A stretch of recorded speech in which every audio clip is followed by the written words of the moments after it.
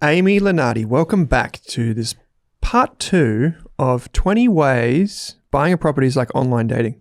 Are you impressed that I got 20 analogies out of this?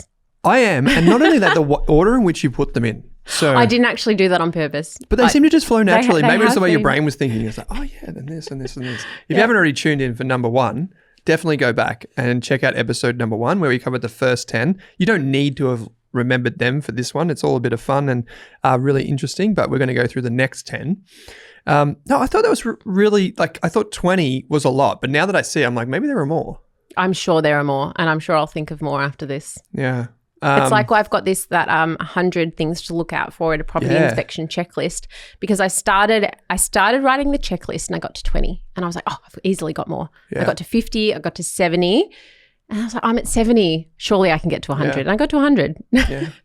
Yeah, if you haven't actually checked that list out, definitely go and check it out, because there's things in there that I wish I knew before I purchased a property, because I mean, I told you in the last episode, just things that I wouldn't have thought to because I don't have the experience. And the checklist is certainly not to print off and take to a property inspection and literally tick off every 100 items. An agent will not be your friend if you do that. Please don't do that. It's just to give you some ideas and some, you know, maybe things you didn't think about before. Now I'm thinking, imagine if there was 100 items for online dating. Oh, imagine if you had a checklist. You would never go on a date. Surely. There's this really sweet TV show called Love on the Spectrum. Have you seen that before? Yeah, it's unreal. Yeah. And I saw a snippet of it on TikTok where one of the guys went to an online dating and he had a checklist that he wanted in a partner. But he was he was sitting there ticking the boxes as he was talking to them. Right. They were sitting in like that diner booth and it would be like me and you talking here and he's literally just ticking him off while she's sitting there. Watching him tick it off. And then he says to her, oh, you know, do you like the country? And she goes, oh, not really. I'm more of a city girl. And he just does a big cross against her. I remember that. That was so good. It's a great show, by the way. Yeah, that's cracking. So feel free to take a checklist to a property inspection. Yeah. Maybe not to your date. Yeah, no, and definitely not in front of them. I think that applies also for the real estate agent, for what it's worth. Like, don't do it in front of them, because you might see them at the next property that you do like. That's right. Yeah, got to preserve that relationship. Definitely. Okay, so I was just saying to you off air that this one is really relevant for me. So this is the first way that properties like online dating. Well, technically number 11. Yep. Yes, technically number 11, but the first one for this session. Thinking you can change someone.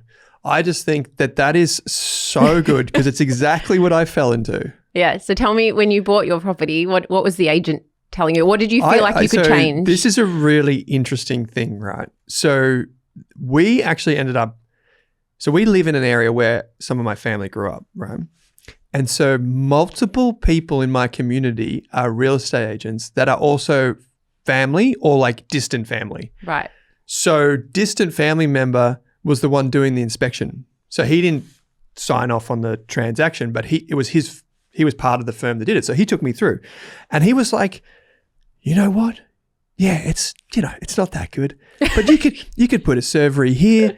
You could imagine if you just took that concrete out and there was like 5 tons of concrete. And then it's like, imagine if you just, you cleaned up this garden and you did this and did that. And I'm like, 5 years later, still haven't done half of that stuff. But he was kind of like just reminding of me of the potential and what I could turn this good asset into. Like, he's like, it's good now, but it could be great. Yeah. That's what I'm going to sell you on. So we definitely are in this camp of thinking you can change someone, or in this case, a property. Yeah, exactly. So if we are thinking about, first of all, online dating, this is where you've got to have your minimum standards. You know, what are your core values? What do you need to have in a partner sharing similar values? So I would call them like structural things. Yeah. Versus cosmetic things. Maybe that person is amazing, but I don't know, you don't like the way they dress. Yeah. Maybe that's forgivable. Yeah. But then you don't want to ever go into a relationship saying, okay, well, like, it's mostly fine. There are a few things that I really don't like about this person, but I'll just change them later on. Because you can't change someone. But sometimes you can, sometimes you can't. Yeah. And with a property, this is where we have to consider, what are the things, first of all, what are the fundamentals that need to suit my minimum standards? But what are the things that we can and can't change? Once you buy a property, you can't change the location, you can't change the land size. For certain properties, townhouses, units, you can't change the size of it. For a house, yes, you can add on an extension, easier said than done. Natural light, sometimes you can change that, sometimes you can't. So then really contemplating, when in your decision-making process, does this property tick all my boxes? If it doesn't, what are the boxes it doesn't tick, and can those be changed? A, yes or no, and then B, with how much money would it take to change those, and C, how much time, and is that even possible? A lot of clients I'll speak to say, well, it's fine if it's 2 bedrooms because we'll just add a 3rd bedroom on later on. We'll make it work. Say, okay, that's ambitious. How do you plan on doing that? Do you know roughly how much that's going to cost? Are you going to be in a position financially to do that? Wouldn't it make more sense now to just buy a 3-bedroom property and not have to take the risk of not being able to do that in the future? So figuring out, what you can and can't change, and don't just then assuming you can change things. And this relates to the agent telling you, hey, Owen, you can just knock this down, or you can put a wall here, or you can do this or that. Please never rely on the agent telling you what you can and can't do with a property from a planning and a building perspective. Yes, definitely. Definitely. And even saying, I had a client recently saying, we'll buy a renovator. And they had a kid. They had a toddler. They say, we'll make it work. My partner's a tradie. He can do work on the weekends. We'll make it work. I hear that being said all the time. Yeah. But what happens if you can't make it work because you don't have the cash or the time or the energy or anything, and then you're being very uncomfortable in the meantime for the future opportunity, which if that's not fulfilled or if you can't achieve that, then you've sacrificed in the meantime. I'm a bit of a fan nowadays, having been through that, of give me the things to do that don't have urgency. Veggie gardens, carport, those types of things. Maybe even a new decking the current one's fine. Yeah. Because life gets in the way. Stress gets in the way. And it's just, especially if you're on the other receiving end, you're just looking at all the things you've got to do. Even if the home is a normal, doesn't need a reno type home, but throw a reno in the mix and you got to love it. So here's a way to wrap up this point is to say, okay, well, if I couldn't change this, is that a deal breaker? Yeah. It needs to be the same when you go into a relationship. Okay, I don't like this particular element about this person. Maybe I'll change it. Maybe I'll try. But if I couldn't change it, is that a deal breaker for me? Yeah. Yeah. Love it. 12, seek offline opportunities. So I get this from a property perspective. The online dating thing, I'm like, offline opportunities, meaning... No, what I mean by that is that you've got when you're dating someone, you either go online or you find them not online. Offline. Well, you like there's other ways. Real life, like going out to bars, going to barbecues, asking your friends to hook you up. There's a billion other ways that you can meet people beside online. Yeah. But it's so similar to property in that most of your options or your easiest options will be online. Yeah. You jump online, you scan through everything, and then you know what's out there. Yeah. But you don't know what's not out there if you haven't tried. Yeah, some people aren't on these things, right? Well, it's more of a case of saying, if you're looking, imagine you were online dating, but you were refusing to be hooked up with anyone not online dating. Or you were not going out and going out to barbecue, whatever, however people meet each other. But imagine if you were only looking on the internet and not open to offline opportunities when you're dating. Yeah, I'm thinking that would mean that you call it off market, right? Is that right? We call it off market, yeah. That would mean that my partner and I, we were off market transactions. You bought off market, yeah. I bought off market. Yeah, exactly. Yeah. So if you're looking online to buy a property, you just need to be aware that there are thousands, hundreds, thousands across the nation of off-market properties available at any point in time. And just for context, we buy about 1/3 of our clients' properties off-market. Oh. So imagine going to the shops and you can't go into 1/3 of the store. Yeah. And maybe what you want is in that third, but you're not going to know about it. We're not going to be let in. And this week alone, we've bought 3 off-markets and I've got 2 off-markets under offer. Huh. Those are properties which those clients would have never been exposed to. Yeah. And anyone can get access to these properties. It's not like a buyer's advocate only exclusive situation here, but it involves a lot of effort and a lot of time. And you need to be constantly calling real estate agents, talking to them, politely nagging them, being front of mind to get access to these properties. So it's effort. Yeah. So same as dating, you can go online. That's the easy option. heaps of options there. And then the offline option is a bit more work, but you need to expose yourself because your perfect person/property might be offline, off market. Yeah. I feel like if you spoke to anyone under like 35, I don't know, I'm just putting an arbitrary number out there, but anyone under 35, their response is like, how did people even meet people before these things, you know? Yeah, exactly. Like it's which I get because so many people do meet this way, like online or, you know, via apps and stuff like that. And I'll have buyers say to me, you know, I didn't think I could find off market without a buyer's agent. Absolutely you can. It's just effort, it's time, and it's persistence. Yeah. Yep. This is going to be a fun one. It's not them, it's you. Okay, you've reversed it around. It's not them, it's you. Yep. So you could be looking for a property for a really long time, and I'll often hear people make up excuses. Oh, it's just the market. The market's so hard. It's getting away from me. It's getting away from me. Or there's low stock. There's no choice. Yeah. There's nothing. Or, you know, I've seen 100 properties and there hasn't been a single one that's right for me. You know, there's always a problem with a property. In those situations, especially if you've been looking for 6+ months and you haven't even found one that ticks enough boxes, it's probably not the market. Yeah. It's probably you. It's probably your own expectations, which are not aligned with the market in terms of prices or just what's out there. Or maybe you are striving for that 10 out of 10 and you need to acknowledge that that doesn't exist. Yeah. So you need to kind of identify the problem. And if the problem is you need to then figure out how to change that if you want an outcome. Well, you can't change the price that someone else sells their house for or whatever. Like if they sell to someone else for more than you, it's not a choice that you had. They sold it. Yeah. So this is where you do a bit of soul searching. Mm-hmm. And if you're going on all of these dates and you've been looking for years and you find like there's always a problem with someone or that, you know, whatever reason, maybe it's your expectations. Not always. Maybe it is just because you've gone on a lot of dud dates. Yeah, maybe. But with property, you can actually do a bit more like tangible research here. So you got to identify your problem. If you haven't found anything that is a green light after 6 months, it's probably expectations not aligning with reality. Or it might be a case of at the start, you could afford what you wanted, the market's moved and now you have to reassess and you haven't kept up. Mm-hmm. Or it could be a case of you're not on the same page with your partner and your values are differing and every time you like a property, they don't, vice versa. You got to figure out the problem before you can tackle it. Yeah. So if it's a you problem, that's not going to change unless you change it. Yeah. Working with an expert can help.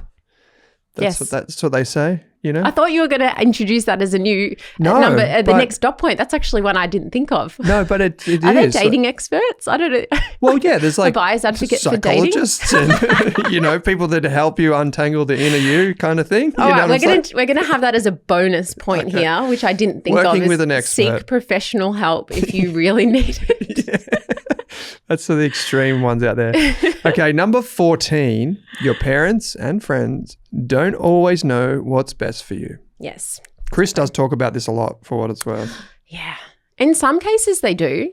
And in some cases, for example, when we talked about the red flags in the last episode, it can be helpful to say, hey, what do you think about this situation? Yeah. And they'll bring in an extra opinion, and because they know you really well, they can say, look, really, this isn't you. What are you doing? Sometimes that can be helpful, but in a lot of other cases, they can think they know what's best for you, especially your parents, but maybe that's not best for you. For example, I've got a lot of clients who say, well, my parents really want me to be close to them, but I don't want to be close to them. This is really complicated where the parents are helping the children buy the property. Maybe they're going guarantor or giving cash, and therefore there's this extra layer of expectations that then they will do what the parents want. That can be a really difficult situation I often have to overcome with clients. Yeah. Yeah, it's interesting because I was just thinking, like, when you go to auctions, how many times do you see that it's the parents bidding for the first home buyers?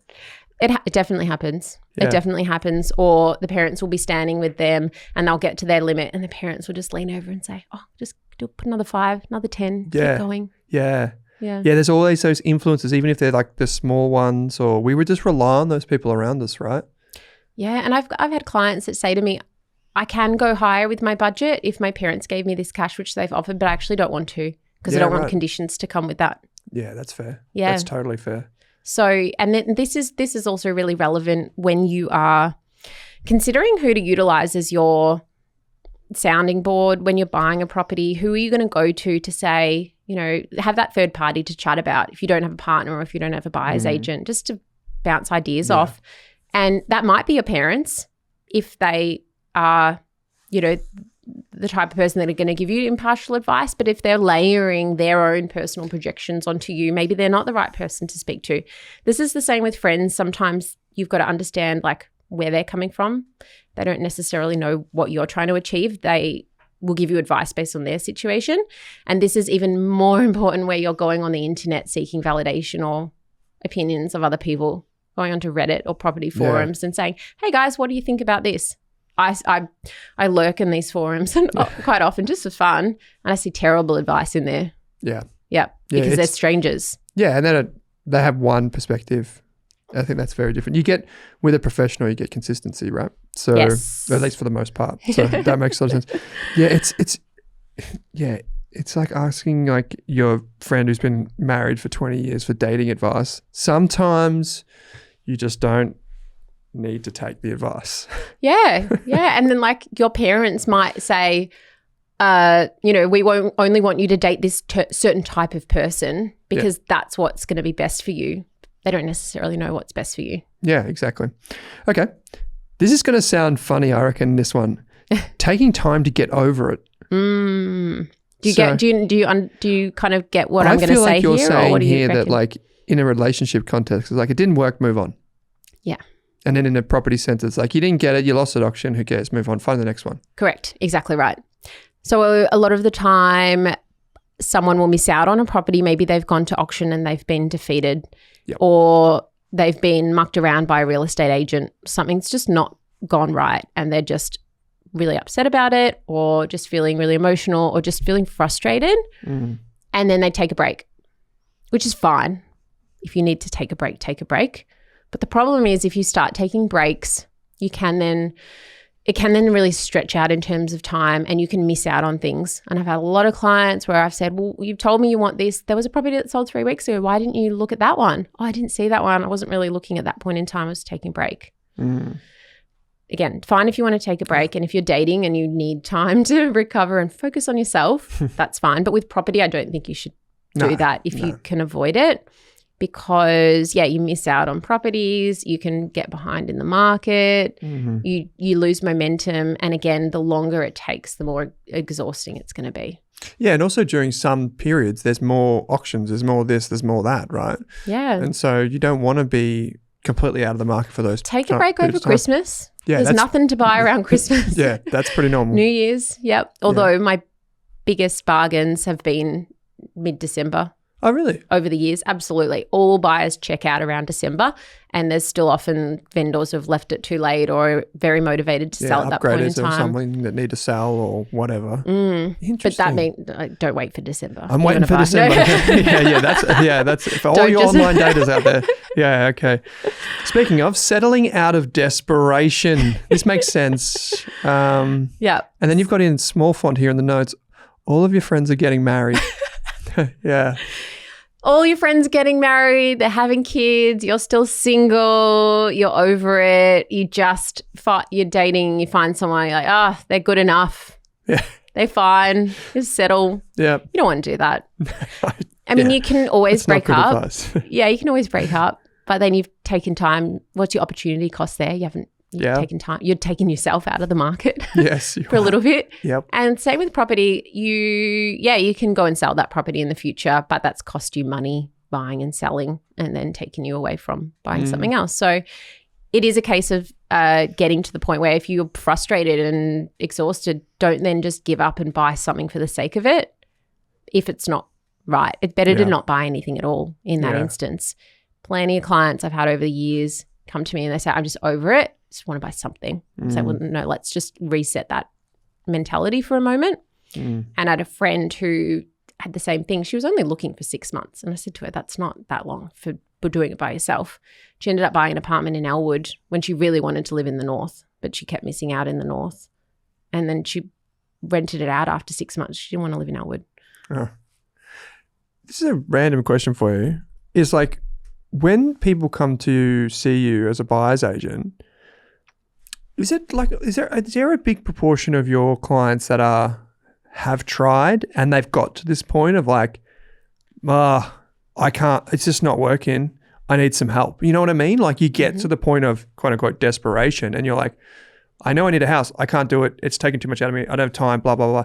Like, would you say that that's what's the bigger part of your clientele? Is it the people that are proactive and are like, I'm using a buyer's agent because I've made a conscious decision, that's what I want to do? Or is it the people who are like kind of stuck in a way? You know what I mean? Both, 50-50, I'd say. Right. So a lot of people come to us and say, I have no idea what I'm doing. I want to get this right. This is a big decision for me. I want help from the very start. And other times they'll come up to us at the end. They're frustrated. They've spent so much time in the market. They just want help.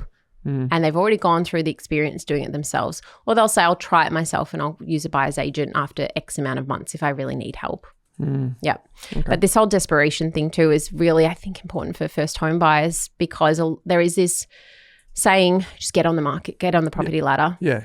I really don't think that's a helpful saying because you can buy a property and it can go backwards in value. I actually saw that this morning. One of my friends bought a place. I won't say where or who it was, but they bought a place. And the first thing I did is they sent me the real estate thing. They've already settled. And I was like, I looked down at the previous sales and it was like previous to COVID, it like doubled in like 5 years. In COVID, it went up like $100,000. Then it sold a year later for like $70,000 less. And then that was like 2022, we're 2025, and it went down $7,000. Yeah. Yeah. And these are first home buyers. Yeah.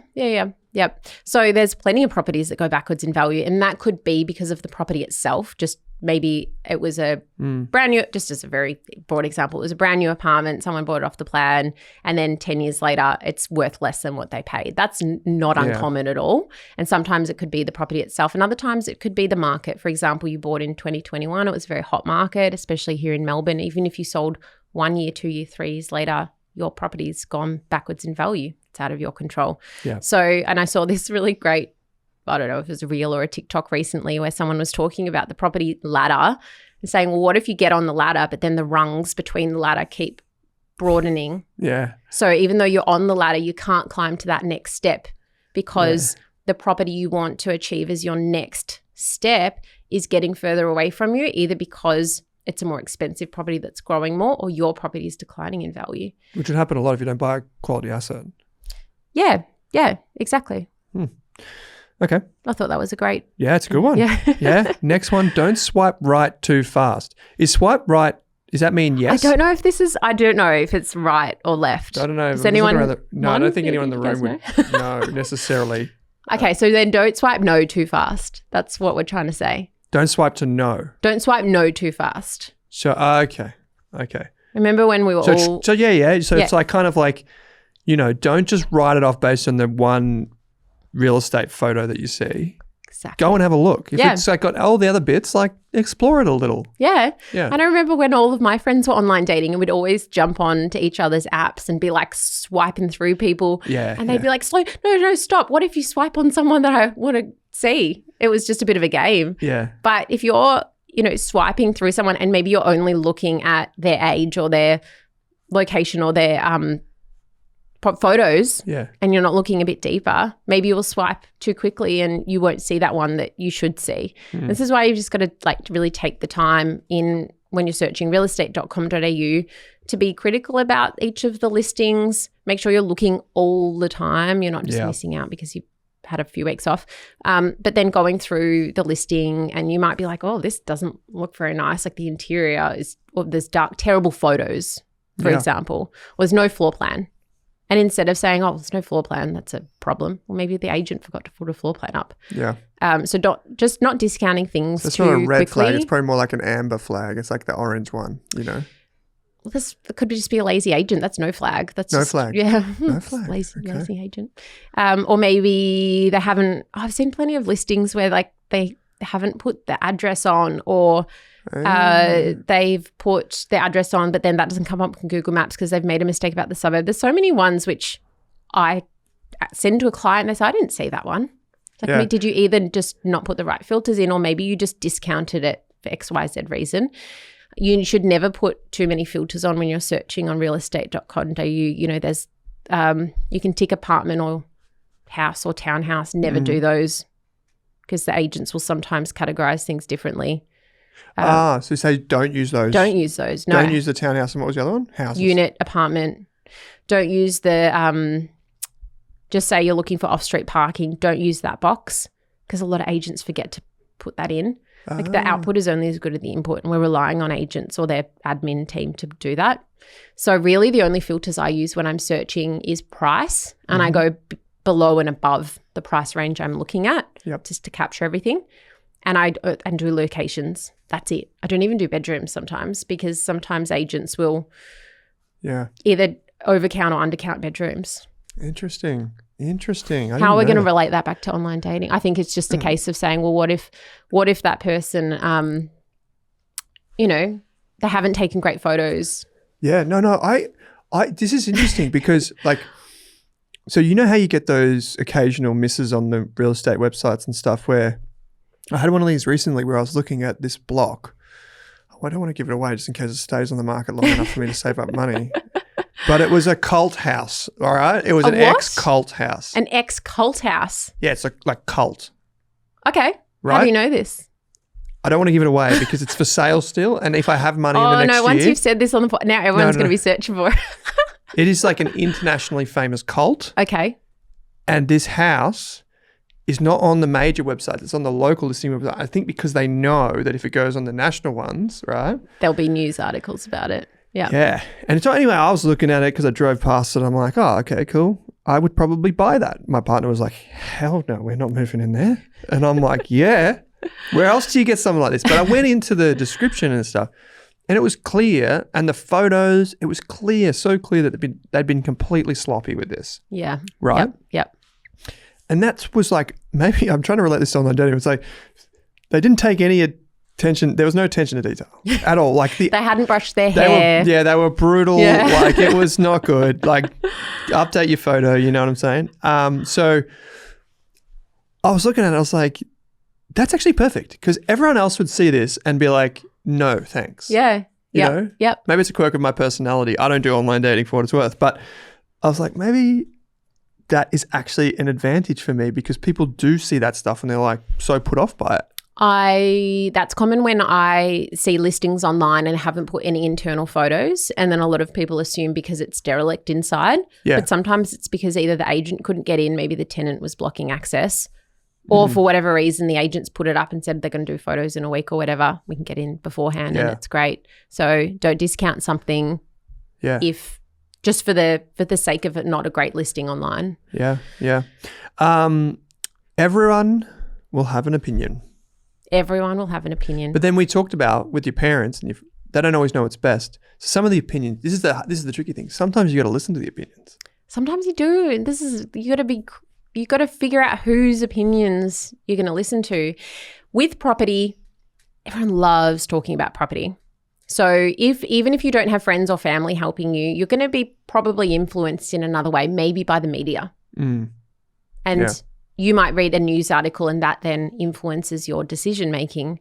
So this is just where it's vital, especially with your online dating as well. Like if you really, really like someone and your friend's like, oh, no thanks. Yeah. You know, is that a problem for you? Are you going to listen to them if you think it's really right? But maybe they are identifying red flag that you're overseeing. So just knowing everyone's going to have opinion, maybe don't ask 10 different people what they think. Maybe don't rely on strangers' opinions on the internet.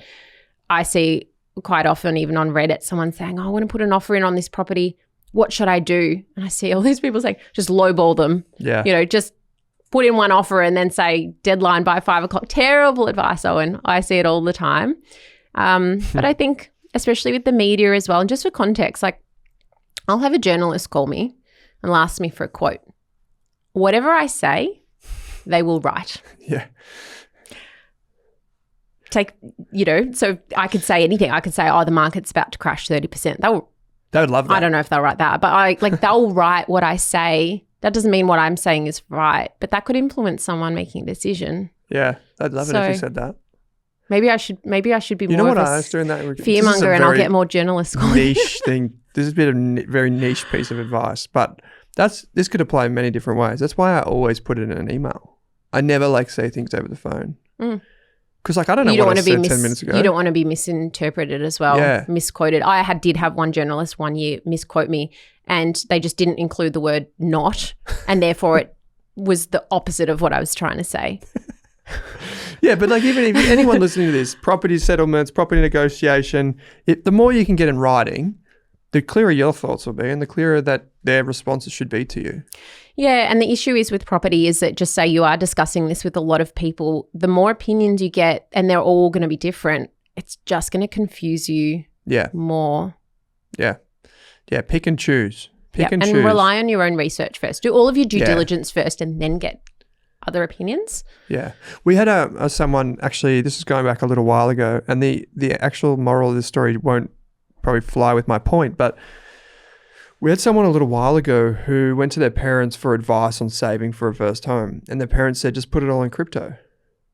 And then I found out about it. I was like, do not do that. Well, jokes on me, because 4 years later, they probably could have bought the house for cash if the banks would have given their money out. Yeah, so, but you know what? As you know, that could have gone either way. It could have gone the other way, and they would never got their house. So, that's right. Yeah, I mean, that happens. Okay. Number 19, get a wing person.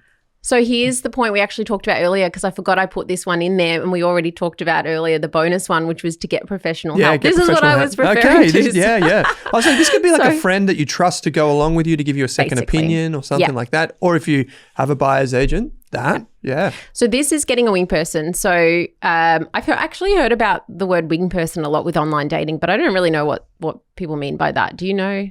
No, maybe it's just like a second opinion. Do they come along with you to the date? Well, hopefully not. That would be odd. Maybe they sit on the table beside you and just eavesdrop the conversation. I've actually got maybe I'll ask. Okay, here we go. So Google says a wingman is someone who's on the inside and used to help someone with intimate relationships. So someone's wingman will help them avoid attention from undesirable partners or attract desirable ones, or both. I don't know how that works in I think practice. I always thought the wingman was the one that helped set you up. Oh, here you go. That's what it says as well. They help with introductions. They help break the ice. They help offer advice. They provide backup, and they focus on safety. I think for me, this is going to be one for all the dads and mums out there. I think that they often act as the wing person because they're the ones that have been to a property inspection before. So for first home buyers, they get really overwhelmed. Like, can I ask the agent that question? And then normally the dad just storms in and is like, oi, what's going on with the roof? And that's kind of I think that's the kind of wing person that I would like in my life. Like someone because I'm a bit of conflict avoidant. So non-confrontational. And sometimes it's not that you have to be confrontational. It's just you have to have asking confidence. the question. Yeah, confidence to ask the question because you may feel silly. So if we go back to my example of buying a house, obviously I knew this person that was giving me the inspection, and I did the classic silliest thing, and I still feel dumb for doing it. The house was flat roof, I don't know if you got skillion, but it's a flat roof, right? So I asked him, I was like, where's the manhole? I just want to look in the ceiling. He's like, it's a flat roof, you idiot. Good luck putting your head through the ceiling. And I was like, jeez. And then you probably felt not confident asking any other questions. I was like, I'm just going to go and walk over here. Yeah. I had someone the other day, they were looking at a property. They had actually found this property off market themselves, and they called me for advice. And I said to them, what's the price? And they said, oh, we haven't asked that. Are we allowed to ask that? Yeah. I said, absolutely you are. Yeah. So if you don't know, yeah. But they didn't know. They didn't know what they could and they couldn't ask. They didn't have that confidence. So your wing person, yes, might be your parent or a friend or your partner, or it might be a buyer's agent. Yeah. So getting that person who has experience and who has their opinion is valid for a reason. Yeah. Yeah. So such as a buyer's agent, and having that person as your main person that you go to for the source of truth or the source of support. Yeah. Oh, we get this all the time with financial advice. It's it's a whole thing. Question for you on the buyer's agent thing again. I speak to a lot of people. I spoke to someone the other day, and she's really smart, right? And I was like, are you using a buyer's agent? You're buying direct? She's like, I'm using a buyer's agent. I'm like, oh, cool. Where are you going to buy? And And she's like, I don't know, wherever they think. Like across the country. I was Right. like, is that normal behavior? Like I always thought that buyer's agents tended to have like areas of speciality. How does that dynamic kind of fit in with your way of thinking? Controversial question, Owen, Yes. because I know there's a lot of companies that do nationwide investing. Yeah. And I think there are, you can use data and you can do a lot of research on a desktop, but nothing beats being in a market physically. So I don't do national. I don't even do certain suburbs in Melbourne because I'm not an expert in those areas. Right. I don't know the agents. I don't know the streets. I don't know anything about it. So I focus on my core area because it's all well and good to decide which suburb and type of property you're going to buy. But then to get the best outcome for that client, I'm constantly looking at those properties. I'm physically inspecting those properties. I know the real estate agents. I get access to the off markets. They know me. Yeah. You can't do that nationwide. It's impossible. Yeah. And but then my question is like, so then people that come to say you as a buyer's agent, they go to you because they want to buy in those areas? So a lot of investors will come to me and say, I want to buy in Melbourne. I've decided that I want to buy in Melbourne because Okay. I'm not going to be able to say to them, and neither is someone else, like Melbourne is going to outperform Brisbane or vice versa. Yeah. But they'll say, I want to buy in Melbourne. And I'll say, okay, what's your budget? What's your brief? What's your yield requirements, personal requirements, all these things. And I'll say, okay, based on the information you're giving me, in the areas that I work within, these are the suburbs we can consider and these are the types of dwellings we can consider. So say, for example, my friend who I mentioned, who's from Sydney, saying to you before, and he's looking in Victoria. He's looking in Melbourne, I should say, like up and down Peninsula as well. Like if he was going, he has to have the idea of wanting to invest in Melbourne. You know what I mean? Yeah. Yep. So then he would say to you, hey, what have you got? Or how does this work? Or something like that. And if it doesn't work, it doesn't work. Yeah. And I'll say to people, like, I will tell you what I think would be your best options in the areas that I service, but certainly go and speak to an advocate in Brisbane, go and speak to an advocate in Perth and Adelaide, and then understand what all of your different options are. And then you can decide what you prefer. Yeah, that makes sense. Okay. Yeah, because I was just like, that's kind of the search for a buyer's agent. A good one is like interesting too, right? Like how do people find you? Obviously through the podcast, through your own channels and all that stuff you do. Yes, that's a whole separate thing. The fact that the buyer's agent industry is very unregulated, a lot of spruikers, a lot of unethical practices going on. Yeah. It's a whole different episode for us, Owen. Okay. Final one. 20 out of 20. 20. Break up if it's not working. Yep. I think it's fair to say. Yeah, it's your fair. online dating. I get it with online dating, but what about with property? What do you mean? If you've bought a property and it's not working out for you, don't feel like you're stuck. Don't feel like you've got sunk costs when you buy a property, and there's the in economics. It's like never rely on sunk costs to then like factor into future decision making. Yeah, those costs are done. You've spent that money. So don't just say, well, I've bought this property and I've spent all this money on stamp duty, purchase costs, mortgage, whatever. I'm not happy here. This is not aligning with my values. Maybe you're an investor and it's 10 years later and you're like, I'm waiting for it to perform and it hasn't performed yet, but I'm just going to hold it just in case. Well, at some point in time, you need to say, well, if this isn't working for me, maybe I sell it and move on and reassess my strategy. So not just feeling like you're stuck in a relationship that's not working, but you're too scared to then break up and start again. Yeah, that makes sense. Because people are scared of the frictional costs of property. Yeah. Especially if you're buying a home because put it back on the market, got to pay stamp duty on the next joint, like all that sort of stuff. Yep. You might have bought a house with a partner, you've broken up, that is no longer suitable for you, rather than staying there and being miserable. Maybe just sell it and buy something else. It's hard to sell and buy at the same time. Really hard. We work with a lot of clients who are buying and selling at the same time. There's risks doing it either way. Risk selling first, risk buying first. Might have to rent for a little while. It's not easy, but don't let the challenge be something which makes you stuck or makes you unhappy, because you can break up. You can get divorced, Owen. Yeah, it's on the rise, they say. Yeah, you can. Yep. Okay. Let's go through these from 11 to 20. We had thinking you can change someone. We said, I'll make it work. That phrase, I'll make it work. Seek offline opportunities. It's not them, it's you. Your parents don't always know what's best for you. I think everyone that's a first-time buyer will just be like, yes, Amy, I'm around that. Taking time to get over it, that's probably a bit of a mistake. Settling out of desperation because all your friends are getting married. Don't swipe right, which we think is... Right or left. Don't swipe no. Don't swipe no too fast. Everyone will have an opinion. Get a wing person and break up if it's not working out. I like it. That's a good list. If you do have any others that you want to share with us, write into us. I would love to hear if anyone can think of anything more than this. Please, send us a message, send me a DM on Instagram or send us an email. And then maybe we can come up with 10 more for another episode. We'll put the full list in the show notes so you can see it.